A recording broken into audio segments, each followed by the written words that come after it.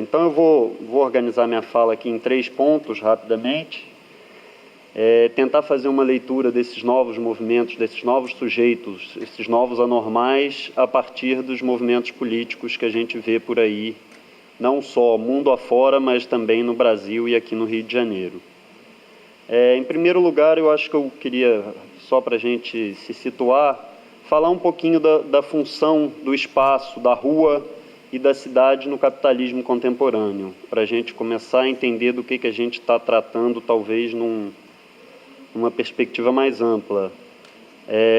Começo pelo Foucault, né, que vai dizer que a emergência do neoliberalismo, enquanto tecnologia de poder, ela passa exatamente, né, do deslocamento de um planejamento burocrático, que a gente pode, de alguma forma, associar à disciplina, né, da construção de um espaço estriado, todo determinado, para um planejamento ou para um governo das populações, um governo que seria mais maleável, um governo plástico, que ele não vai criar o espaço que ele pretende administrar, mas exatamente ele vai se colocar sobre um espaço que já existe e que tem suas peculiaridades.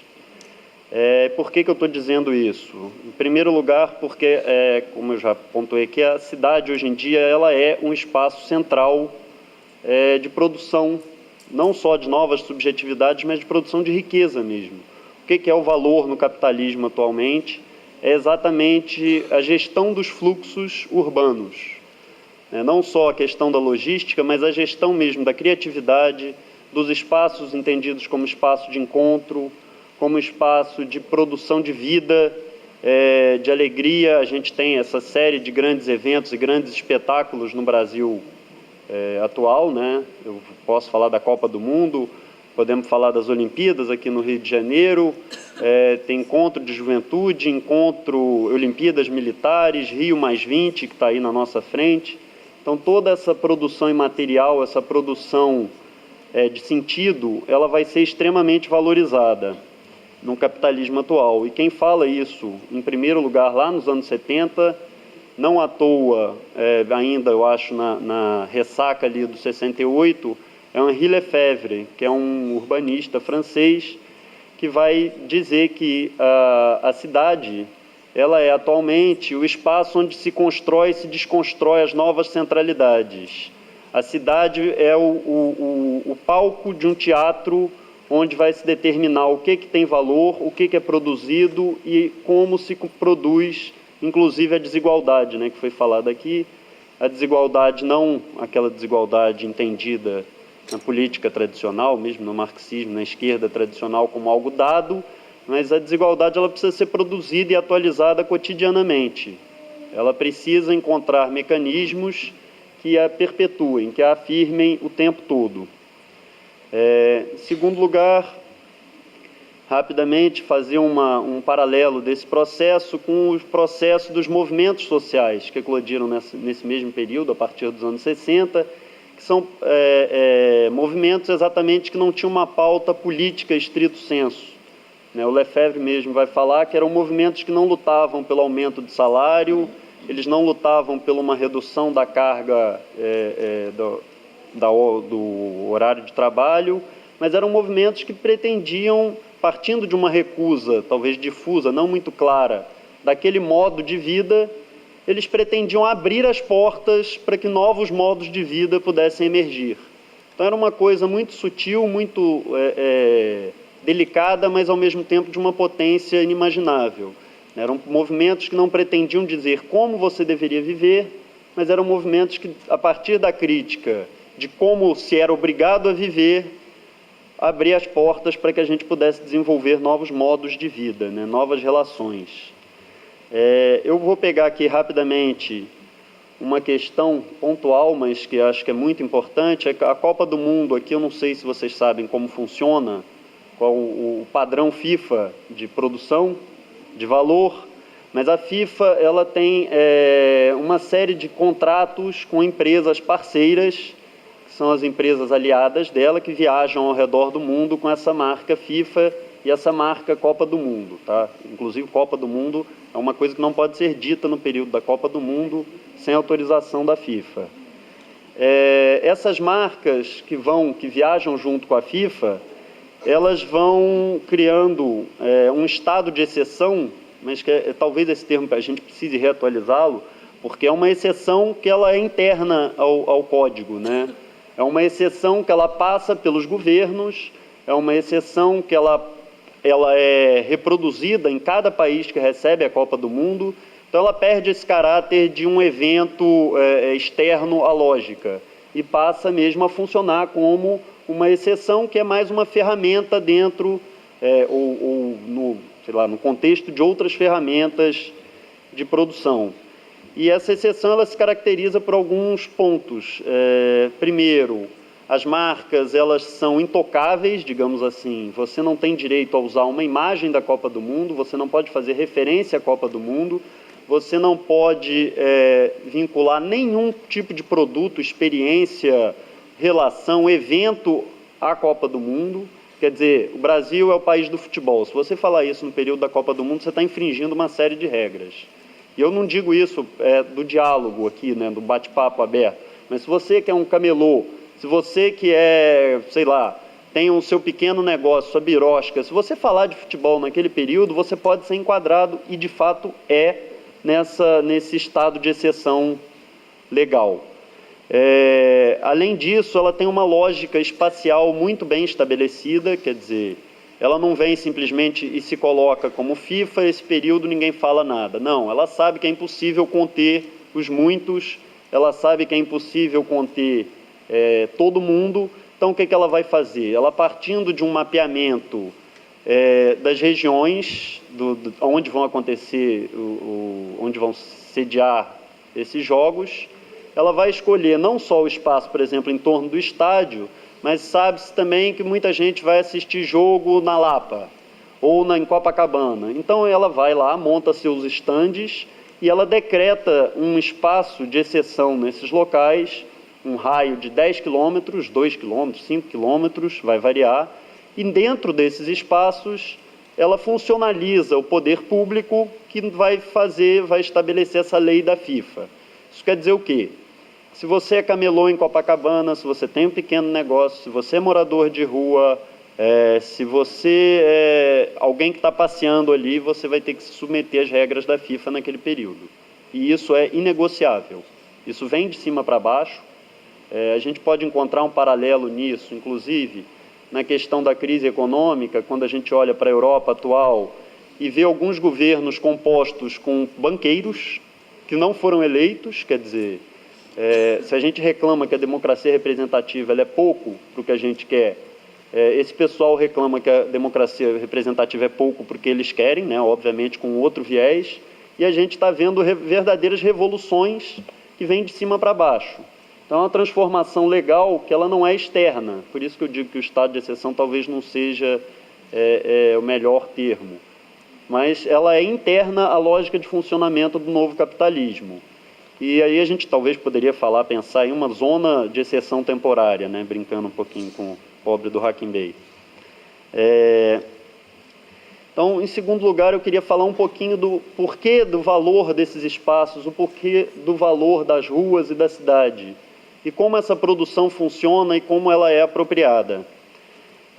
Em primeiro lugar, pensar nos sujeitos que animam essas ruas, né, nas formas de vida, porque eu acho que a gente tem que tomar um pouco de cuidado, essa dicotomia entre disciplina e a biopolítica, vamos dizer assim, ou um cuidado de si mais adiante, né?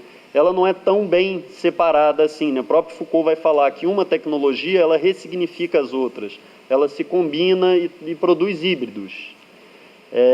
O que o capital hoje em dia ele vai procurar não é só uma certa forma de normalização, mas é também a diferença.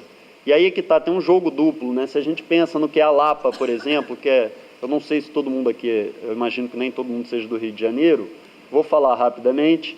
Então, a Lapa é um bairro boêmio, uma região boêmia aqui do Rio de Janeiro, que há 10, 20 anos atrás estava razoavelmente abandonada, ela já teve seus períodos de glória no passado, mas se encontrava razoavelmente abandonada. E por ser um lugar abandonado, exatamente, a gente sabe que não existe lugar vazio, né? Esse espaço foi ocupado por pequenos ambulantes, artistas de rua, punks, moradores, teve muita ocupação para moradia nesse local, pessoal morador de rua. Então teve uma combinação ali que foi dando uma vitalidade crescente para esse território. E chegou um ponto de que esse território, justamente por ser uma espécie de um espaço livre, e ao mesmo tempo no centro da cidade, que possibilitava, né, uma série de encontros entre quem vinha da Zona Norte, da Zona Sul, o pessoal da região central, esse espaço começou a ser muito valorizado. E muito valorizado em quê? Não pelas populações que estavam ali, pelos grupos que se encontravam ali, mas muito valorizado por exatamente funcionar como uma vitrine muito grande, né? Um espaço de muita visibilidade, de muito encontro, de muita troca. Então, o que eles fizeram? Na genialidade, às vezes, simplória do poder, eles simplesmente pegaram esses grupos que estavam ali, tiraram e ficaram com espaço para eles. Assim, de um dia para o outro se decretou uma espécie de interdito e os movimentos de moradia, as pessoas que habitavam o local começaram a ser removidas, os artistas de rua, aqui no Rio de Janeiro, não sei se vocês sabem, tem uma série de leis novas que proíbem artista de rua, é isso mesmo, não pode fazer arte na rua. Os ambulantes que não foram expulsos foram normatizados, quer dizer, eles perderam a única coisa boa, talvez, de você ser camelô, que é a autonomia, porque, né, camelô, a gente sabe, tem uma vida toda de precariedades. Eles perderam a liberdade que eles tinham, preservaram a precariedade, e agora você vê todos os camelôs com um coletinho da Antártica, com um coletinho de uma empresa multinacional de cerveja, sem ter nenhum direito trabalhista em troca disso. Quer dizer, mera apropriação, pura e simples, né? E coloca um problema, inclusive, quando a gente pensa no recurso ao poder público. Eu acho que a esquerda, pelo menos, tem um histórico, né, de pensar o Estado como o Estado ou o governo como uma tábua de salvação, e não é bem assim, porque quem vai fazer esse trabalho imundo é o próprio Estado aqui no Rio de Janeiro. E muitas vezes com figuras que vêm da reforma urbana, do movimento sanitarista, que vão fazer esse papel aqui na cidade do Rio. Pois esses sujeitos, né, que eles fazem a rua, vamos dizer assim, que eles produzem o espaço, eles produzem em dois sentidos. O que eles fazem ali? Vamos tentar entender um pouco essa atividade. Eles produzem exatamente na circulação. Quer dizer, o que um camelô faz? Um camelô não produz nada. Um camelô faz circular coisas, estabelecendo encontros, contatos. Ele liga, talvez, uma produção industrial a uma série de consumidores, não numa via empresarial, mas exatamente na via da informalidade, do bate-papo, de estar aonde existe vitalidade. É um trabalho extremamente sensível. É um trabalho que diz respeito aos afetos, à capacidade comunicativa do camelô. Isso tudo é que está em jogo ali. E a outra questão é exatamente a da produção de subjetividade. E aí eu peço licença de vocês para citar aqui rapidinho, antes eu vou falar um pouquinho tem um autor chamado Jason Reed, que ele vai falar exatamente dessas duas dimensões da produção de subjetividade. A produção de subjetividade exatamente como um processo aberto, em que esses encontros se dão, em que novas formas de viver vão se criando, quer dizer, do encontro dos punks com os movimentos de moradia, saíram várias ocupações culturais aqui no Rio de Janeiro, do encontro dos artistas de rua ou de pequenos compositores, sambistas, o próprio Yamandu Costa, que eu acho que hoje em dia todo mundo conhece, começou tocando ali na Lapa quando veio para o Rio de Janeiro, não digo que ele aprendeu ali, mas começou a aparecer aqui no Rio por ali. Então você tem vários encontros que potencializam essas formas de vida e que dão a elas a dimensão de algo maior não no sentido de tamanho, mas maior no sentido de um impacto, de se colocar nesses fluxos, que é algo extremamente valorizado pelo capital. E a partir disso, o que a gente vai ter? Talvez eu não sei como colocar isso, mas enxergar esses sujeitos a partir dessa dinâmica de resistência, dessa dinâmica de produção de vida. Quer dizer, se a gente pega a questão na física, né, você vai diferenciar um barbante de um elástico, de uma corda, exatamente pela capacidade de tensionamento, de resistência que esse sujeito tem, que esse indivíduo tem, né? Deleuze vai falar de como você constrói um nome próprio para você. Então, quer dizer, o camelô ele não existe se não for afirmando a sua prática, se não for afirmando esse nomadismo dele, se não for afirmando essa relação aberta, se não for afirmando a autonomia dele. E é isso que está em jogo, não só para o camelô, mas para o morador de rua, para o pequeno artista, para todos esses grupos. E aí sim eu peço aqui a licença para fazer uma citação aqui do Foucault, que vai falar que essas lutas são lutas transversais, isto é, elas não são limitadas a um local ou a um país. Sem dúvida, desenvolvem-se mais facilmente de forma mais abrangente em certos países, porém não estão confinadas a uma forma política e econômica particular de governo. São lutas que questionam o estatuto do indivíduo, por um lado, afirmam o direito de ser diferente e enfatizam tudo aquilo que torna os indivíduos verdadeiramente individuais. Só que, por outro lado, atacam tudo aquilo que separa o indivíduo, que quebra sua relação com os outros, que fragmenta a vida comunitária e força o indivíduo a se voltar para si mesmo de um modo coercitivo. Essas lutas não são exatamente nem a favor nem contra o indivíduo, mais que isso, são batalhas contra o governo da individualização. Ela continua, mas eu acho que isso aqui já é o suficiente para a gente seguir adiante.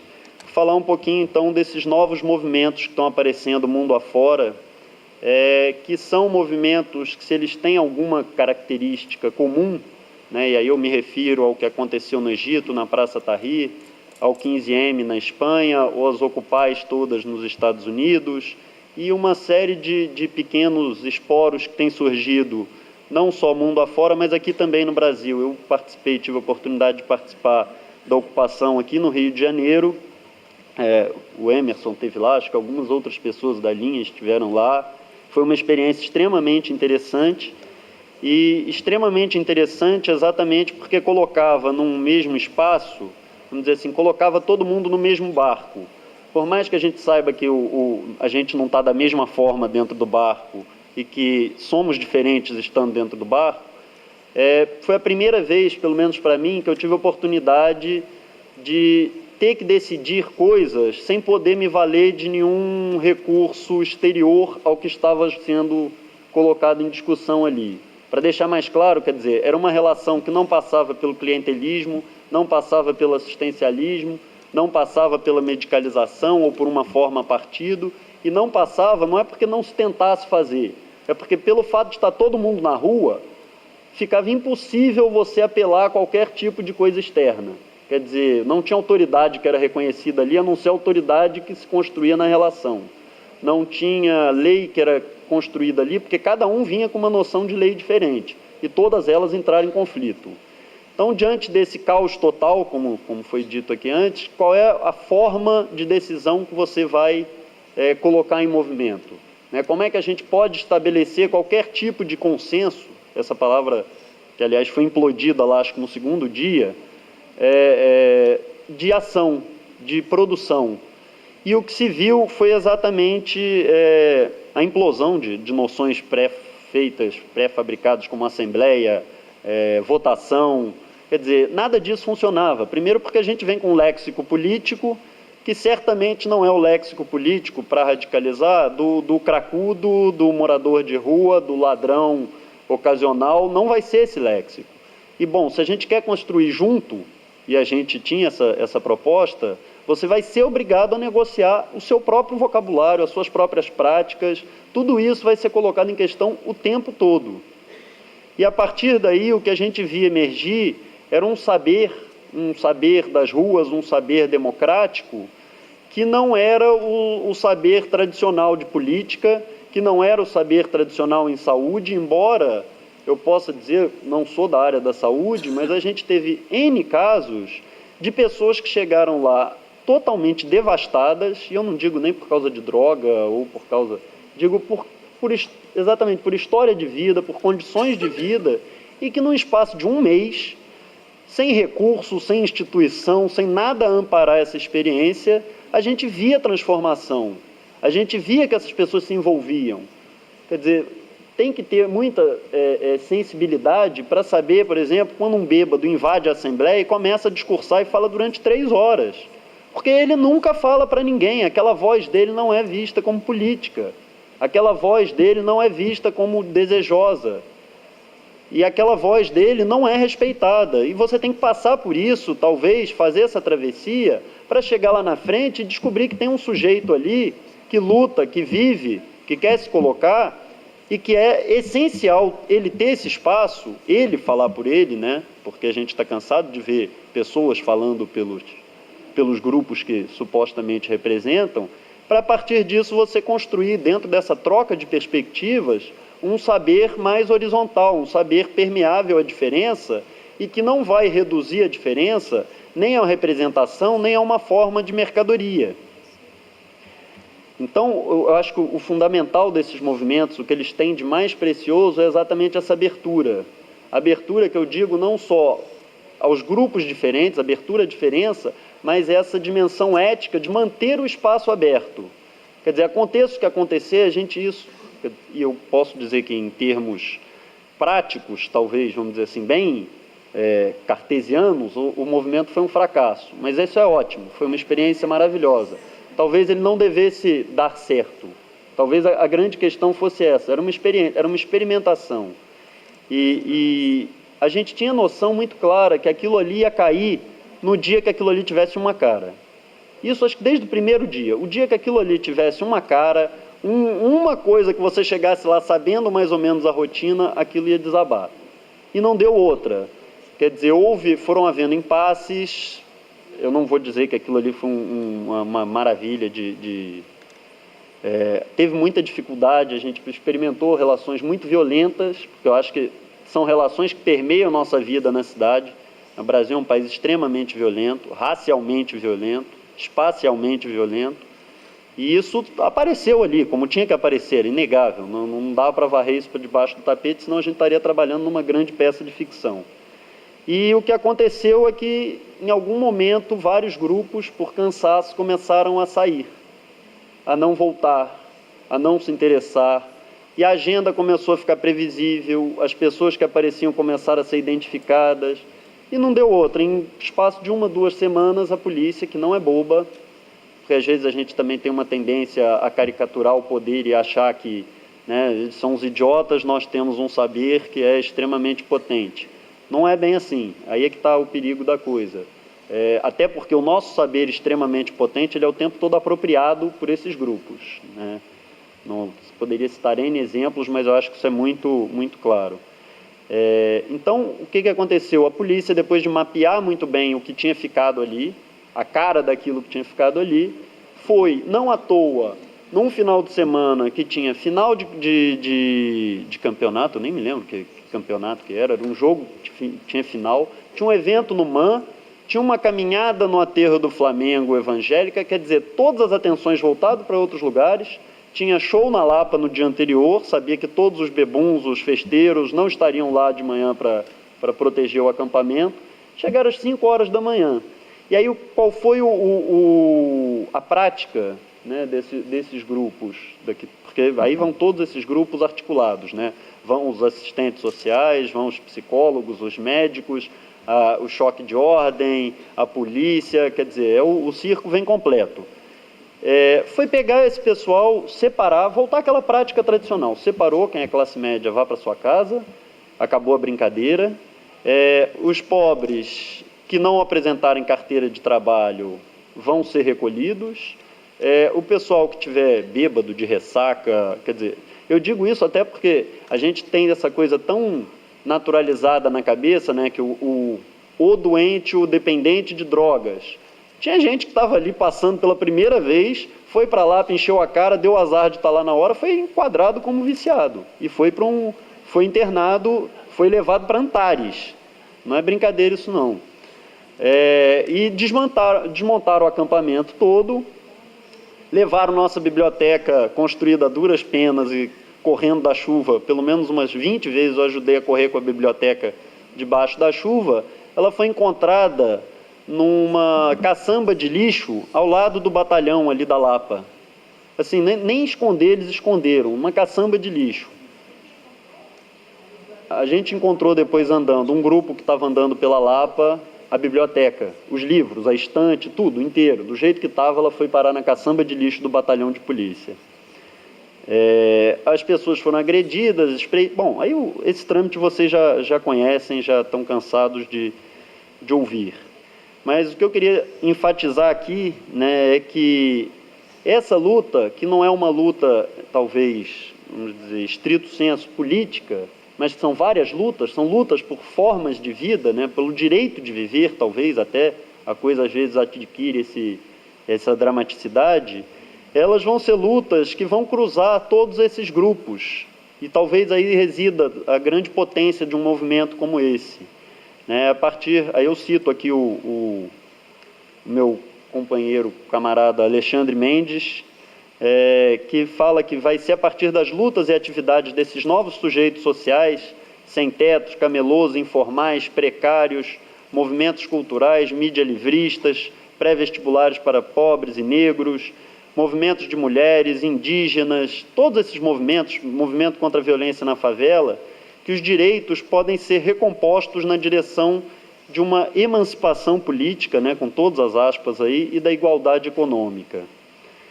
No trabalho metropolitano, os pobres, embora sob o comando da exploração e da violência, produzem juntos e podem cooperar entre si.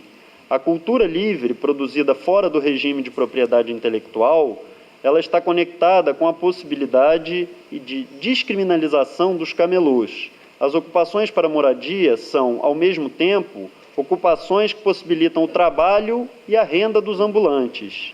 O trabalho dos pré-vestibulares, por sua vez, é a base para que o filho do camelô e do ambulante entre na universidade. E também desejamos o motor de renovação de um movimento estudantil. Eu queria primeiro dizer que é muito instigante, né? A oficina ontem foi disparadora desse processo. E hoje a gente começa a mexer com as coisas que a gente começou ontem a trabalhar e que disparou vários dispositivos em mim. Dispositivo no sentido não Foucaultiano aqui, mas no sentido de algo que dispara reflexões e inquietações. Eu queria colocar só 3 coisas. A primeira em relação à fala da Raquel, não é isso, Raquel? Flávia. E dizer que é super importante essa presença do Conselho de Psicologia. E eu queria trazer uma discussão que eu sei que o Conselho tem trazido, não apenas o Conselho Federal, mas os conselhos também estaduais de psicologia, que é a questão da despatologização da transexualidade, que é uma questão que é muito difícil de comprar. Então, por exemplo, o DSM-4 é onde vai ser coroado a transexualidade enquanto um transtorno de identidade de gênero, e vai receber lá o F.64X, ou uma disforia de gênero ou um transtorno de identidade de gênero. Como não conseguiram responder no biológico, porque não há nada no biológico, encontraram no psicológico, no psiquiátrico, caçaram um conceito de identidade que nos serve muito pouco hoje em dia, e criou um tal de um transtorno. Tem um movimento hoje, principalmente europeu e americano, do movimento queer americano, de despatologizar. Isso não é muito fácil, essa engrenagem é uma engrenagem muito perversa. E aqui no Brasil, timidamente, a gente tem conseguido trazer um pouco dessa discussão, e não é muito fácil de fazer. Por exemplo, 4 e 5 agora de junho, o Ministério da Saúde está fazendo um seminário chamado o Processo Transsexualizador, que com certeza o Conselho estará presente, onde a agenda principal é rever a norma técnica, que incluía dentro do Sistema Único de Saúde. E poucos estão comprando essa briga, é um ou outro isolado. São os que não têm medo, são esses que estão sempre nessa margem de o tempo todo estar usando. Eu queria trazer um pouco isso, né, que eu acho que é interessante, né, esse papel tão militante do Conselho frente a tantas agendas de demanda de direitos sociais, entre eles direitos sexuais e reprodutivos, essa agenda aí. A segunda coisa, Emerson, que tem a ver muito com o que o Emerson colocou, né, que no século XIX as enfermidades se davam pela biologia, e agora talvez tenha uma mudança nisso, talvez a gente possa pensar que essa biologia tem sido cada vez mais reatualizada. Então, quando a Cida traz toda a questão, por exemplo, as neurociências, né, as doenças genéticas, etc. e tal. E aí eu queria lembrar um pensador que é o Paul Rabinow, que é um antropólogo que trabalhou no projeto Genoma, e que ele traz uma coisa interessante. Ele coloca que a biologia tem se tornado cada vez mais artificial. E ele cunha esse conceito de biosociabilidade, a ponto que ela vai se tornar, igual a cultura se naturalizou, a biologia vai se tornar cada vez mais social. Isso é uma coisa que a gente tem que enfrentar, até porque a mesa tem uma interrogação. Que nova biopolítica é essa? Porque a gente tem um biopoder, uma passagem do biopoder para uma biopolítica, e a gente tem a chegada da segunda metade do século XX, principalmente do projeto Genoma. É uma pergunta para a mesa: que nova biopolítica é essa? Já que o tema da mesa, inclusive, coloca uma interrogação nessa ideia de biopolítica.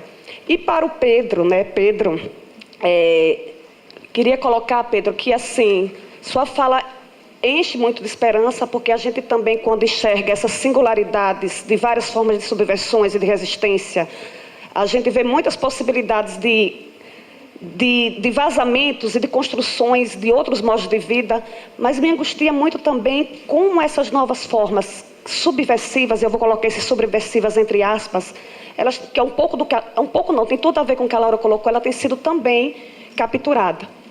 Talvez um paradoxo que a gente não tem como resolver, porque o contraponto do poder é a resistência, o contraponto da resistência seja o poder, e aí eu estou, na verdade, só reforçando uma contradição que a gente vai ter o tempo todo que lidar com ela. Mas eu me preocupo muito como certos movimentos, eles se capturam muito rápido, né? A princípio, eles não parecem maquinarias subversivas e possibilidades de constituição de novos modos de existência. Rapidamente a gente olha para eles e eles foram capturados. Mas eles resistem novamente e se reproduzem, que eu acho que também não é nenhuma pergunta, porque eu acho que eu penso um pouco sobre isso. São essas 3 colocações e valeu. Está valendo, na verdade, né?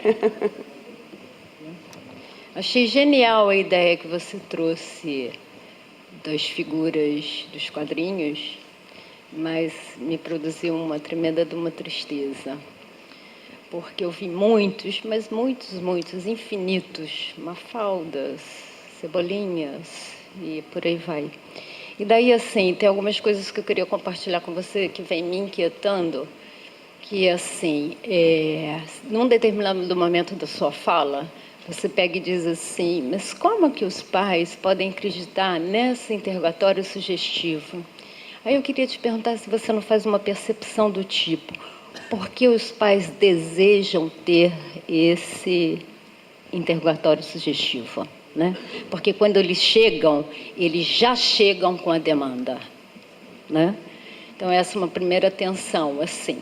A outra, quando você diz que essas crianças estão sendo impossibilitadas do futuro, eu fico muito angustiada com a perspectiva do presente.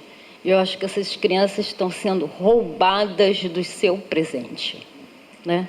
Porque eu acho muito interessante, enfim, toda a sua reflexão num determinado momento desse processo de medicalização em que a escola, ela pede hoje ao profissional de saúde que legitime a sua prática e vem, enfim, uma política de inclusão na escola que serve para exatamente apagar a diferença a todo custo, de uma maneira absolutamente, enfim, absurda, com a figura do mediatizador da escola, desresponsabilizando a escola por um lugar que ela não sabe quando tem que lidar com a diferença.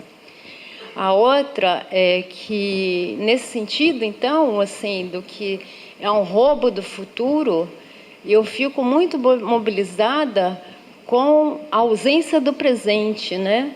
Eu trabalho com clínica infantil e não vou trabalhar nesse momento aí da escolaridade. Eu trabalho com transtornos de aquisição de linguagem, Cida, e não tem sido fácil. Diagnóstico de autismo aos 2 anos e meio. Então, há um roubo da própria condição da infância que se coloca no infare, aquele que não fala, né? E que eu acho que é o que vai ser instituinte da maior possibilidade que a gente tem, que é poder agir na linguagem e fazer modos de existências por essa situação. Então, assim, há um roubo da infância. A minha outra angústia, você vê um careta desse, um menino maluquinho, brincar de casinha e dizer assim, Mônica, agora escreve, esse é o lado tranquilo do João, mas só dá para um. A tristeza e a solidão dessas crianças, e sobretudo que passam na rua, porque a vida é tão medicalizada que ficam absolutamente sem ruim. Então, assim, tem uma outra produção que não fica só na análise, assim, eu acho, da questão do diagnóstico, mas passa por um desejo dos pais, passa por uma produção de eliminar a criança no que ela tem de mais belo e rico, que é a sua errância na sua andança, né, de aquisição. Então, assim, eu queria compartilhar isso com você, porque eu acho que tem mais tensões a serem colocadas nessa... Enfim, é isso. Obrigada. Eu queria dialogar mais a partir da questão da Fafá, que ela trouxe, né? Fafá, é Fátima, né? Falou primeiro. E Fafá, eu estava comentando e eu estava lembrando, e aí dialogo com a mesa também, de um documentário que eu vi essa semana, do Scorsese, que chama No Direction Home, que é um documentário que ele analisa uma certa fase da vida do Bob Dylan. Espetacular, 3 horas e meia ele gastou num documentário para tentar entender um momento da vida do Bob Dylan nos anos 60, em que ele faz uma ruptura consigo mesmo, na construção da trajetória que ele vinha fazendo enquanto cantor de música folk, e ele começa a trabalhar com a música do rock na época, pop e tal, né? E o quanto, a parte mais genial do filme é na parte 2, que já é 2 horas e meia, ele vai construindo todo um olhar de como é que a produção coletiva e da trajetória de vida do Bob Dylan coloca ele no que era o ápice da produção da música folk, que era o que a esquerda na época norte-americana mais colocava como uma construção de uma subjetividade potente e altamente radical em determinadas perspectivas, e ele diz, olha, mas não é isso só que eu quero tomar, e ele produz nele mesmo a diferença e produz uma alteridade na relação com ele mesmo enquanto artista. E isso é fantástico, o movimento que se tem, tanto por parte da esquerda, como por parte da direita, por parte dos artistas, por parte da mídia, de tentar entender que mutação é essa que esse cara está fazendo, enquanto estava tudo bonito, estava tudo direitinho, e ele vem produzir algo que ninguém entende. Então ele fica num show, mostra várias vezes, em que ele tem meia hora, a primeira metade do show aplaudido e a segunda metade do show altamente vaiado pelo mesmo público. E aí todo mundo sai esculhambando, então mesmo é fantástica a construção. E o principal que eu acho interessante é no momento das entrevistas, e o Scorsese ele vai cirurgicamente construindo o filme, ele pega inúmeras entrevistas e o tempo todo o Bob Dylan, de forma espetacular, ele consegue não colar nele a etiqueta, entendeu? Então eu acho fantástico esse filme, quem não viu, não é fácil de achar, mas vale a pena pegar. Nessa questão, Fafá, do aprisionamento. Então aí eu faço também, estou curioso para ver como os artistas que amanhã vão estar aqui, ou os que vão estar na quarta, vão trabalhar esse não aprisionamento. A arte, como o Bob Dylan colocou, na produção radical da diferença nele mesmo, é um dos caminhos. E agora, no campo político, eu me lembrei quando você falou de uma entrevista recente que foi publicada na Carta Maior, que é do José Picot, que o Antônio Negri, que assinam conjuntamente, que tem uma hora que, para fechar na minha intervenção, que a pessoa que está perguntando, que eu não identifico quem é, só disse que é da Carta Maior, pergunta assim, mas como esses novos, e eles fazem todo um arrazoado das novas lutas de rua, dos novos movimentos e tal, e perguntam, mas como isso pode ser capaz de produzir novas sínteses? E aí o Negri e o Coco dizem, mas talvez o momento não seja da produção de novas sínteses, mas de apostar na produção de novas formas de luta para que não chegue a esse aprisionamento da síntese. Então eu acho que a questão que eu colocaria seria mais essa que eles trazem também.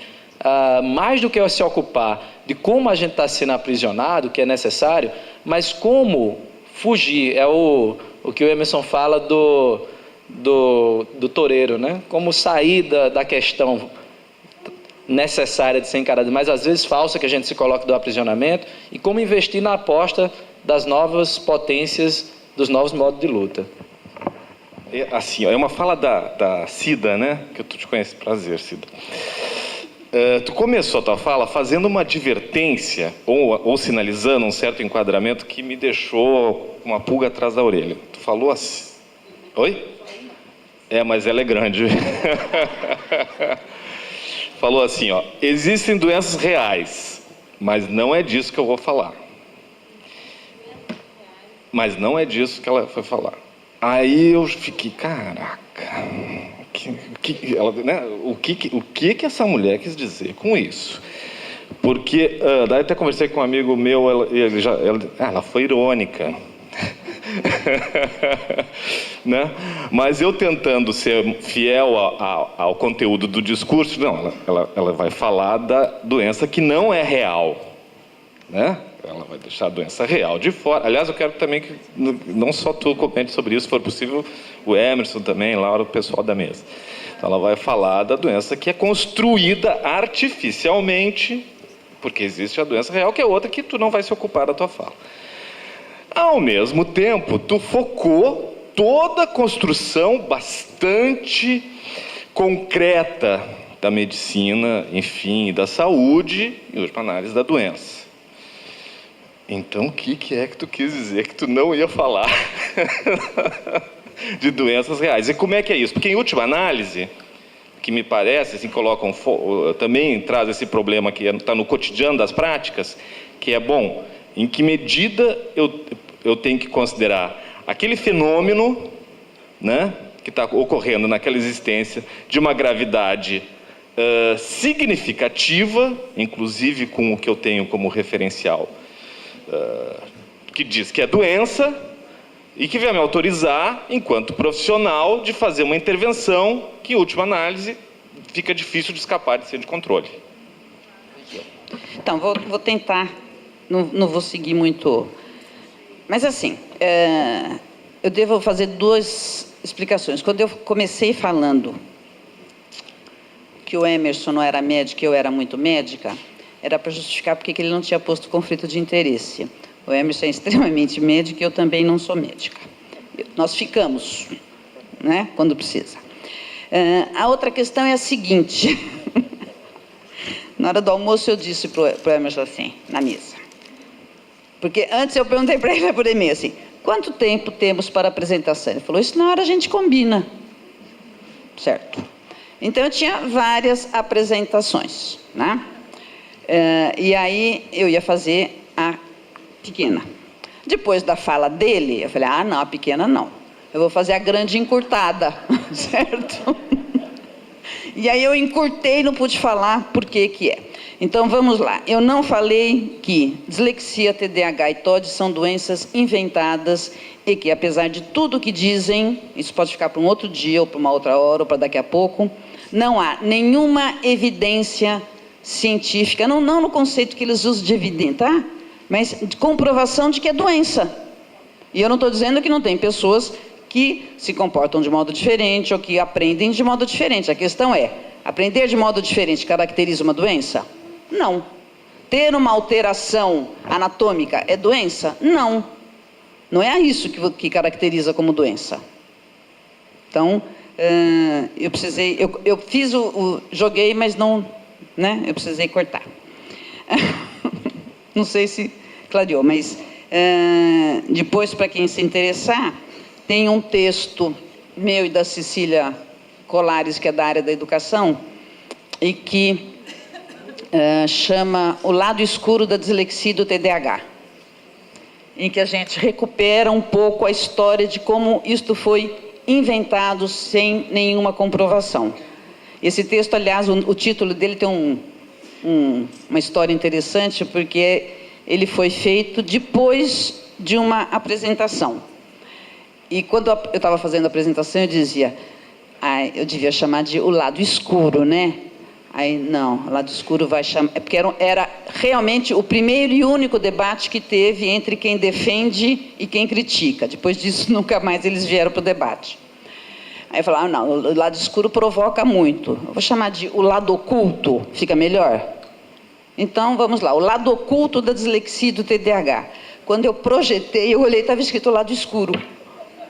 Né? Então, tem esse texto que eu acho que ele recupera essa história desta construção, e eu estou falando o seguinte, estou chamando mesmo, quer dizer, me digam quais são os trabalhos científicos que provam que é doença.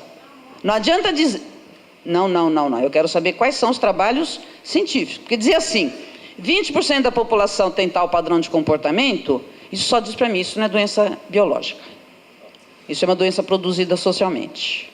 E doença, entre aspas, é um comportamento produzido socialmente. Isso não é doença. Ser diferente não prova que é doença. Tá? Eu só queria dizer o seguinte, que essa discussão ela está rolando muito no mundo todo já há muito tempo. É que no Brasil ela é mais recente e ela é muito mais cerceada aqui. Tem realmente uma censura grande, né? Mas tem alguns movimentos acontecendo no mundo todo que eu acho que vale a pena falar. Tem um movimento chamado Stop DSM, e não é DSM-5, é Stop DSM. E que se você colocar, dá para você assinar, aderir ao movimento, e a ideia é que se tenha uma adesão muito grande até novembro, que é quando isto vai ser entregue. Tá? Dia 5 de maio teve um movimento na Filadélfia, chamado Occupy APA, que é a Associação de Psiquiatria Americana, e que tinha, a última vez que eu vi o negócio, faz umas 2 semanas, que depois estava fora, tinha 11 mil apoiando. E gente de peso na psiquiatria americana, não era só... Né?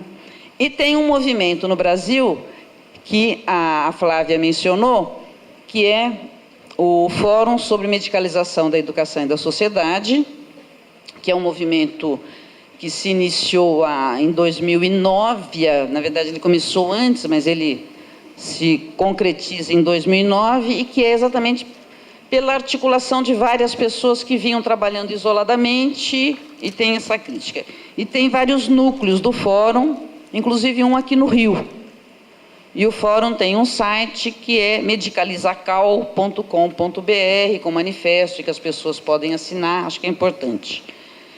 E tem um seminário que o Fórum está promovendo na Bahia, agora no fim de maio, internacional, estão convidados, vai ser fantástico. E tem uma tentativa de uma articulação internacional, acho que é interessante divulgar isso, que em princípio será no dia 10 de novembro. Estamos tentando ver se é possível fazer, que é fazer movimentos, o que for possível, mesas, eventos, o que der para fazer em vários locais, em vários países, numa campanha contra o DSM.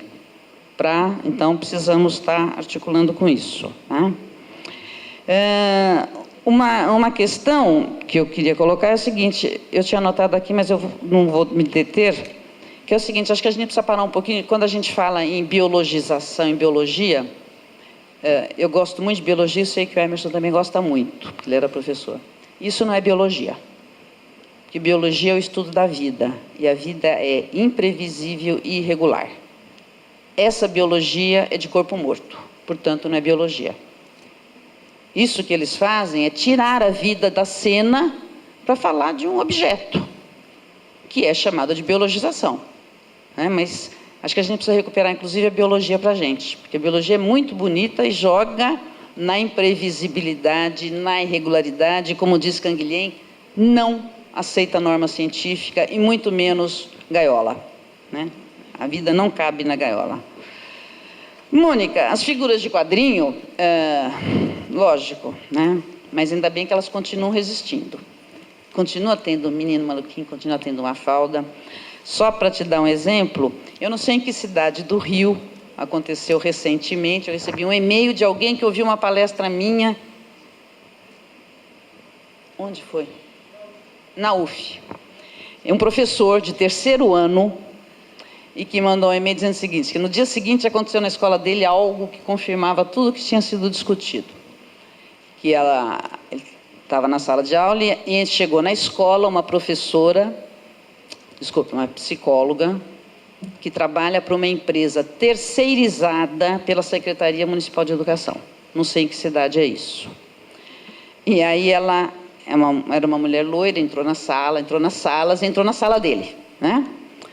Bom dia, eu sou psicóloga, estou aqui para resolver os problemas de vocês. Terceiro ano, 8 anos. Alguém quer falar comigo?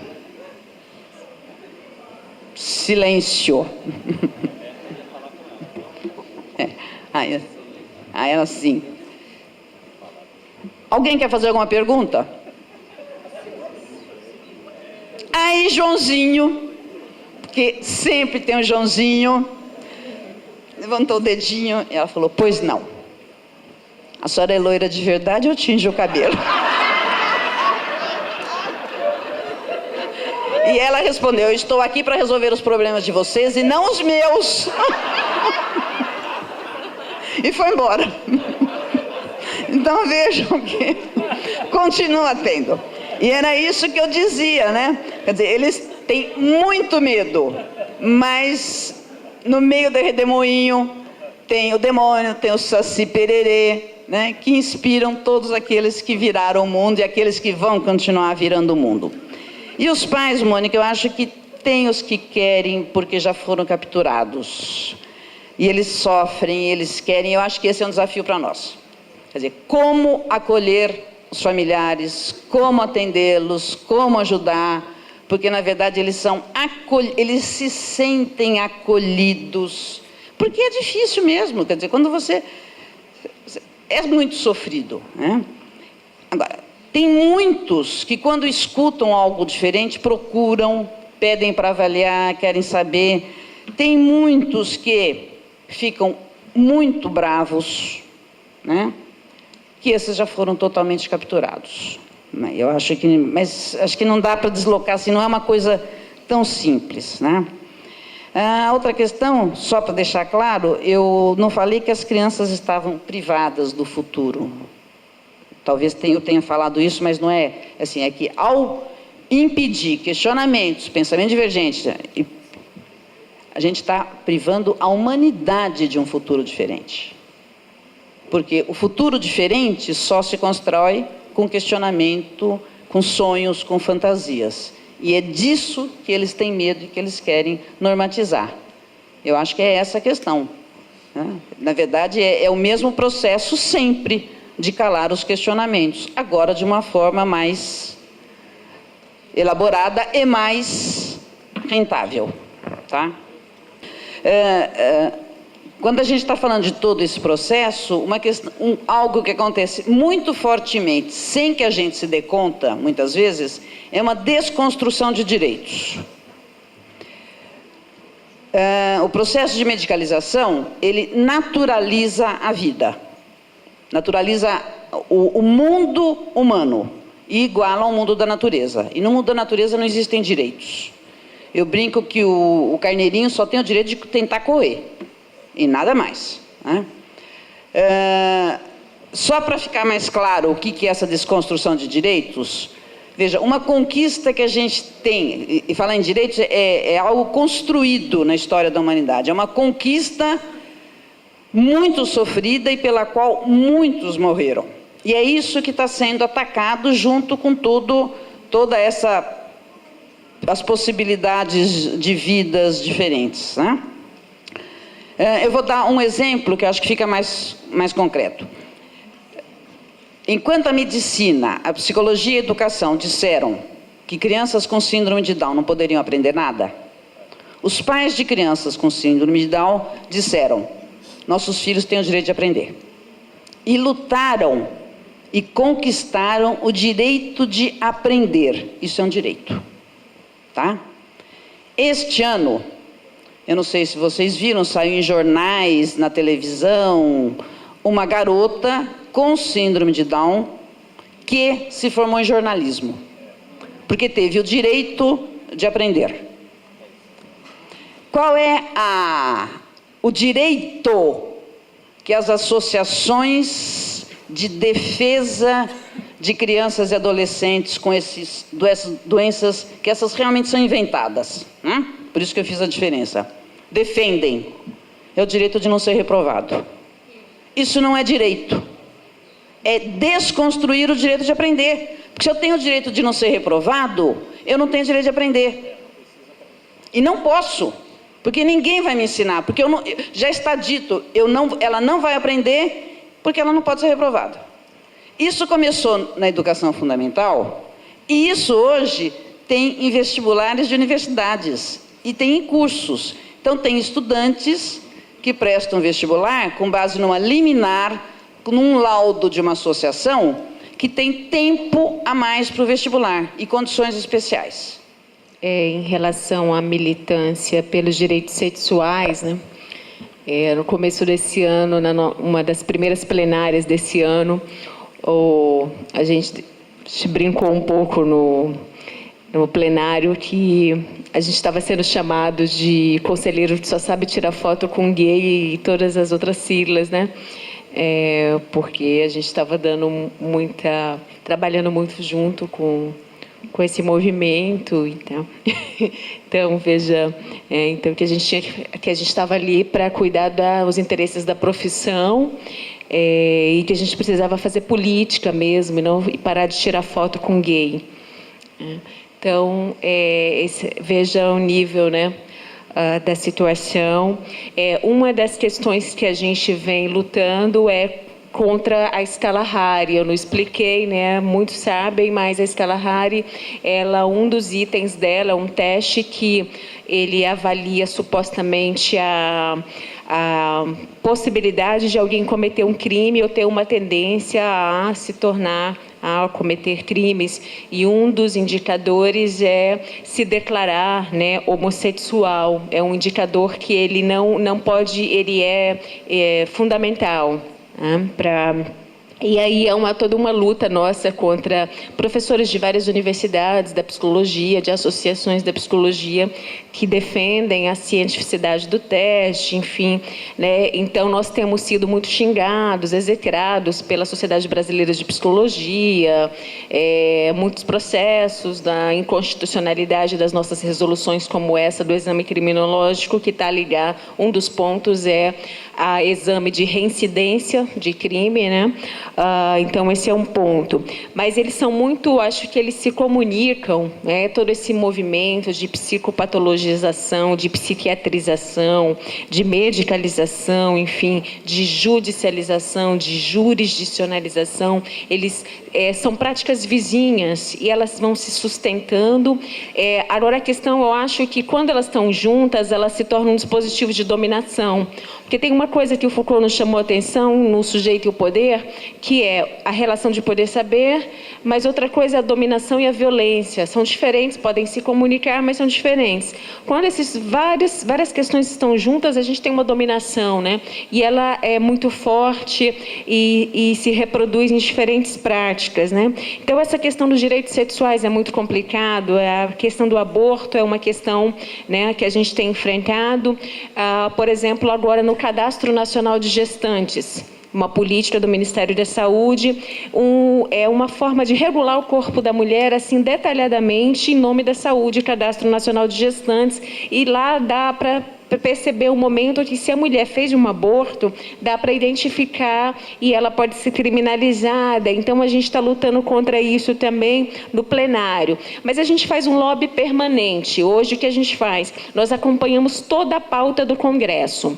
Nós temos várias assessorias externas e internas ao Conselho e nós levantamos todos os PLs. E a gente tenta acompanhar, claro que a gente tem limites, né, tanto no plenário como a DOC também, mas a gente tenta acompanhar e fazer um jogo transversal também, porque não adianta a gente ficar o plenário por pequenas áreas, né? Mas a gente tenta acompanhar e fazer um lobby no Congresso, marcar audiência pública, levar manifestos, enfim, e tentar burlar ou, enfim, atrasar essas votações e criar redes, né, em relação a elas. Então, um dos movimentos que é muito forte é a questão ligada aos direitos sexuais e, independente das críticas que a gente sofra da categoria, a gente também não está lá só preocupado, né? É claro que a gente se preocupa com voto, sim, porque vem uma nova gestão e tem uma chapa de oposição e essa chapa é extremamente reacionária e conservadora. E a gente não quer que ela ganhe. Então, a gente tem que negociar permanentemente, mas tem coisas que são da ordem do inegociável, a gente não abre mão e a gente vai lutar por elas. Em relação à questão da biopolítica, da pergunta, eu gosto de estudar Foucault, eu dou aulas de análise institucional e psicologia social na Universidade Federal do Pará. E eu leio bastante Foucault, e não sei se o fato de ler muito também me ajuda a responder, mas eu venho pensando que no curso Segurança, Território e População no Nascimento da Biopolítica, o Foucault estava trabalhando com mecanismos de segurança. E os mecanismos de segurança eles vão um pouco além da biopolítica. Assim como o conceito de biopoder já permitia uma relação de biopolítica com disciplina, uma combinação, o mecanismo de segurança ele vai além, porque ele combina disciplina, biopolítica, mais soberania. Só que tanto a soberania do suplício, da tortura, como a soberania do sujeito de direitos também no Estado governamentalizado. Então, é uma categoria mais ampla que a biopolítica, os mecanismos de segurança. E eu acho que é muito próximo ao que o Deleuze vinha discutindo, da serpente, né, ondulando rapidamente, velozmente, capturando as resistências, porque é um controle mais fino, mais rápido, de alta rotação e aceleração, e também com o que o Paul Virilio vem discutindo da velocidade da política. Porque o Paul Virilio diz que esse Estado atual é o Estado da urgência, da emergência. E aí todas as pautas de direitos, de produção de novos direitos, lutas por direitos, por garantia, defesa de direitos, elas têm um complicador aí, tem um fio da navalha que a gente cair na esquerda punitiva. E começar também, se não patologizar, a esquerda punitiva vai tornando tudo punição e a gente acha que, para garantir direitos, a gente tem que punir tudo e fazer denúncia sem parar. Então, tem que pensar um pouco sobre esse movimento da esquerda punitiva nessas nossas pautas de direitos. Mas a questão da urgência na rapidez, que o Paul Virilio coloca, eu acho que é importante para a gente pensar. Por quê? Porque tudo que a gente vai discutir hoje nos conselhos de direitos, a gente tem representação em todos os conselhos de direitos. E a gente, apanha muito nesses conselhos, não só por causa do fechamento que o governo consegue fazer de votos e combinados anteriores, de bastidor, mas porque muitos militantes que eram de esquerda foram institucionalizados, cooptados na pauta, na agenda do governo e caíram nesse lugar da esquerda punitiva ou da urgência. Então, por exemplo, o depoimento sem dano é um desses. Tá bom, você fica aí com esse seu ideário, seu ideário aí de direitos da criança, doutrina de proteção integral à criança prioridade no atendimento, isso daí é o ideário. Vamos falar do agora? O agora é o seguinte, as crianças estão sofrendo violência sexual e a gente quer impedir a revitimização. Poxa, vocês do Conselho Federal ficam aqui querendo... Poxa, vocês são a favor do agressor? Do abusador, porque vocês não querem deixar a gente ouvir, criar sistemática de escuta da criança, da justiça e produzir a prova? Tá bom também, mas se vocês psicólogos não quiserem produzir a prova, a gente contrata o pedagogo ou outra pessoa. Mas vocês ficam aí com esse discurso, com esse ideário aí, a gente quer emergência, a gente quer a política já. né, a solução, e vocês não propõem nada, vocês são só do contra do Conselho. E não é isso, a gente propõe, né, mas a gente propõe dentro de uma lógica de complexidade, de questões, de estratégias, de problematizações, e não de uma solucionática da emergência. Porque onde tem estado de emergência, aí está o plano crack. Estado de emergência é estado de exceção, é terror, né, é terreno para fascismos, para totalitarismos os mais diversos, né? Então, não sei se eu ajudei a responder, né? Mas...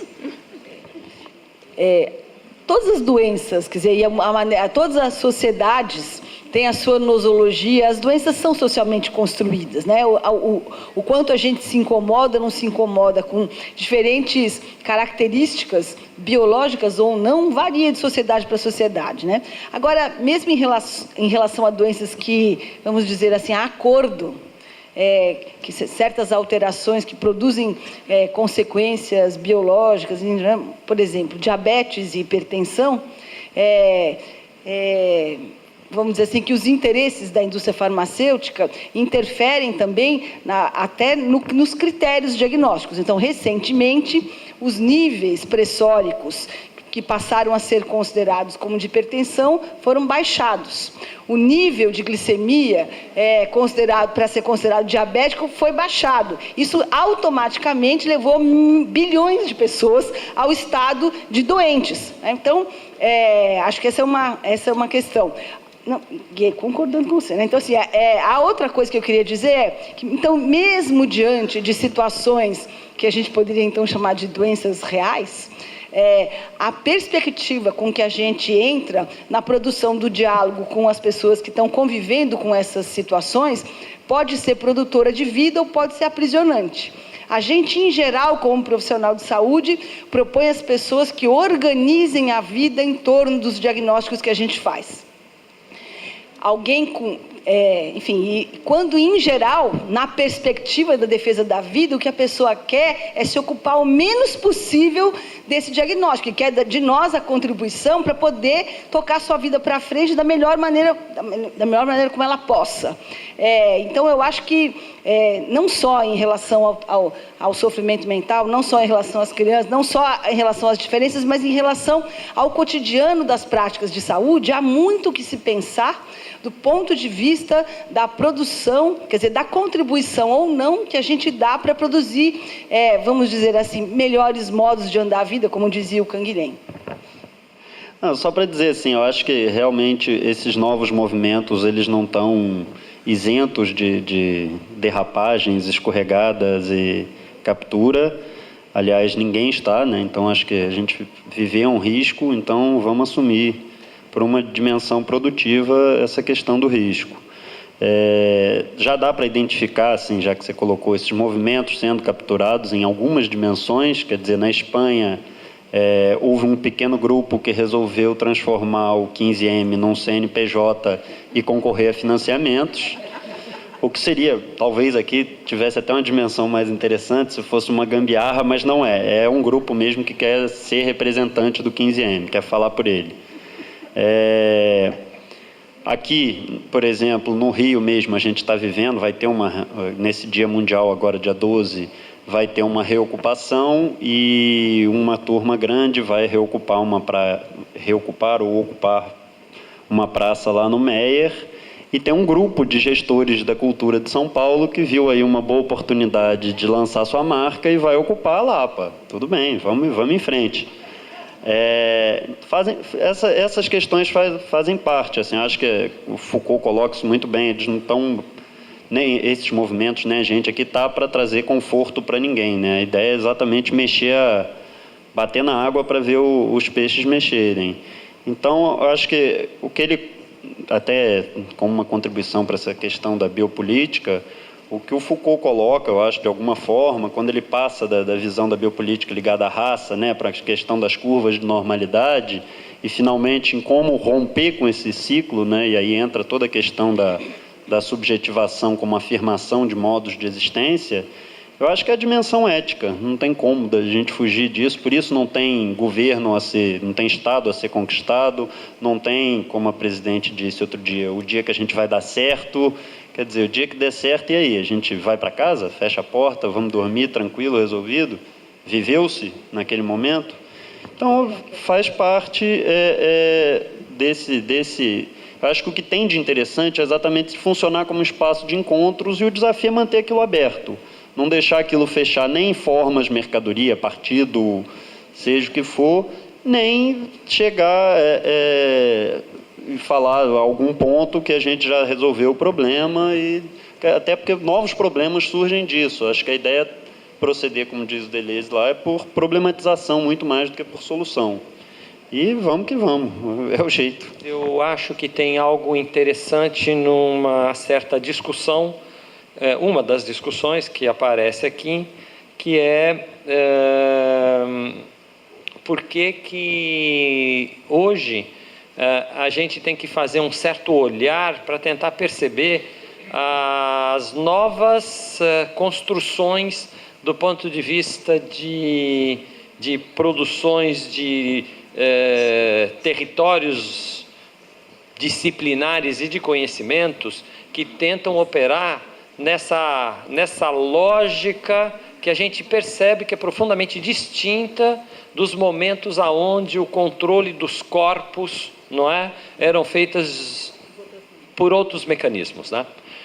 De fato, o que o Pedro coloca é uma questão que para nós também é fundamental. Não há uma substitutividade desses mecanismos nas relações de poder, nesses vários períodos, né? Quer dizer, a gente convive hoje com todo o momento de penetrabilidade do poder soberano, com a questão disciplinar, com a questão da sociedade de controle, mas a gente percebe que tem construções de nova ordem, né?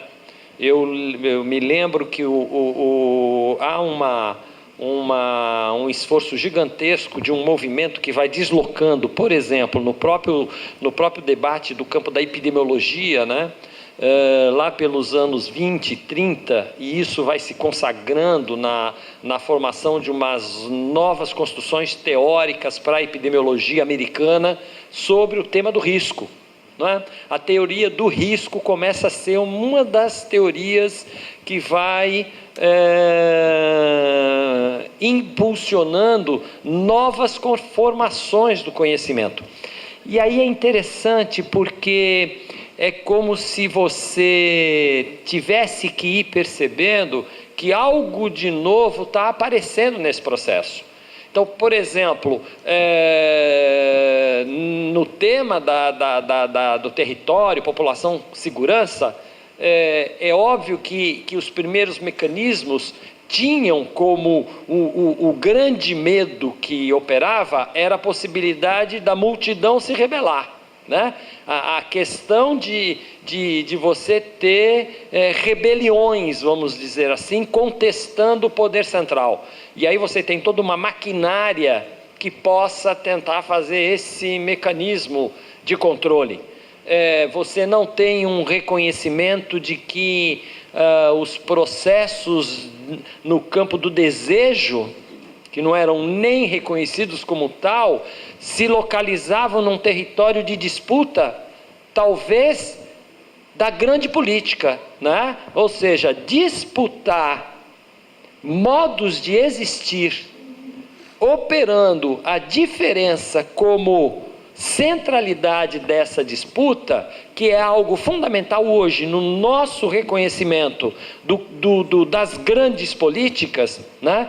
Quer dizer, afirmar toda a possibilidade de que deve-se se produzir existências resistentes, né?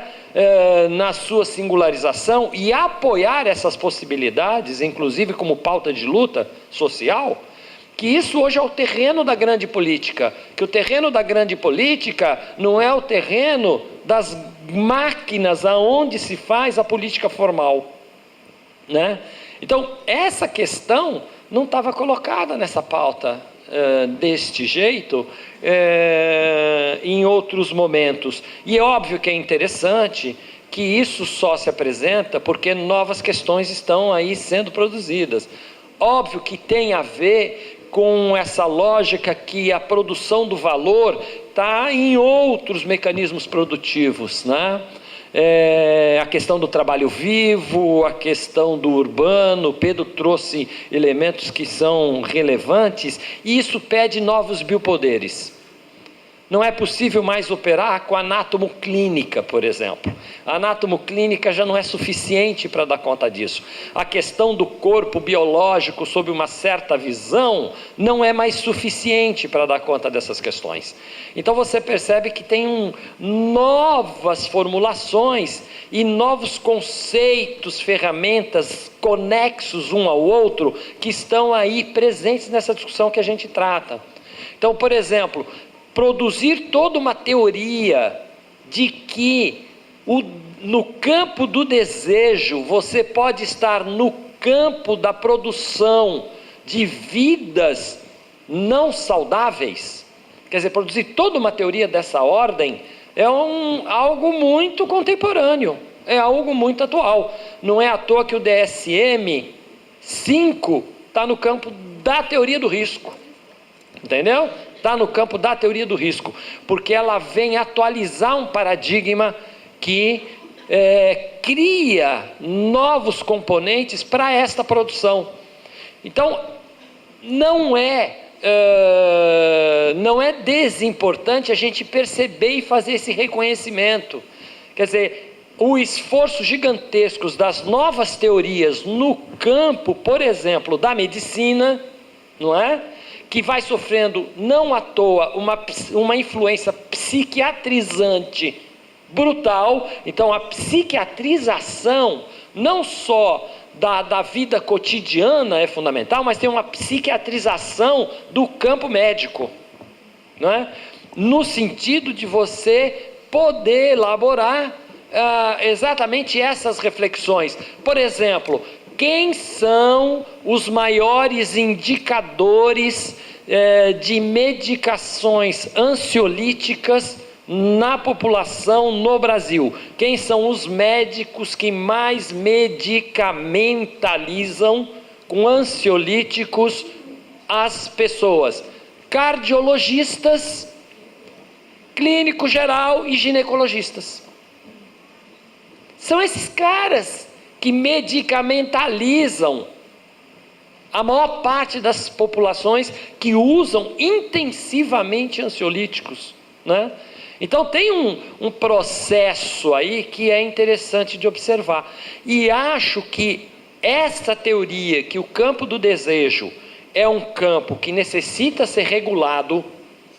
Por quê? Porque ele é um território que produz uma nova visão da teoria do risco. Não é mais a teoria do risco da epidemiologia que se construiu nos Estados Unidos, mas é a teoria de que o desejo mal desejado, ele cria um risco de você em relação a você mesmo.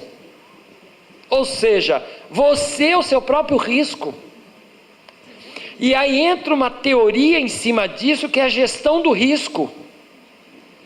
Então, o mecanismo que a epidemiologia inventou, que era na teoria do risco e da gestão do risco, é deslocada para um outro território, para um território da autogestão do desejo, como mecanismo de autogestão do risco que você é para você mesmo.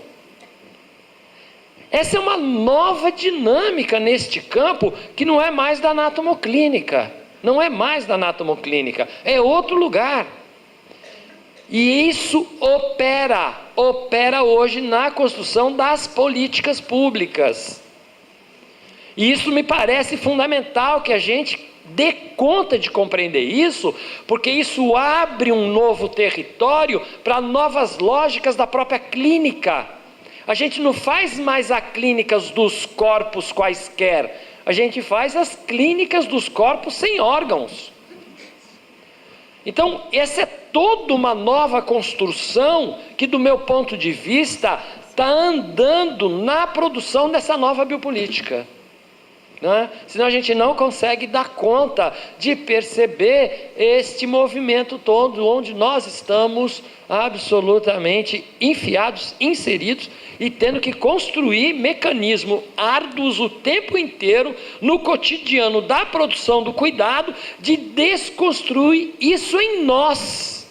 Não é desconstruir isso no outro, é desconstruir isso em nós, para não operar desse jeito no outro, não é?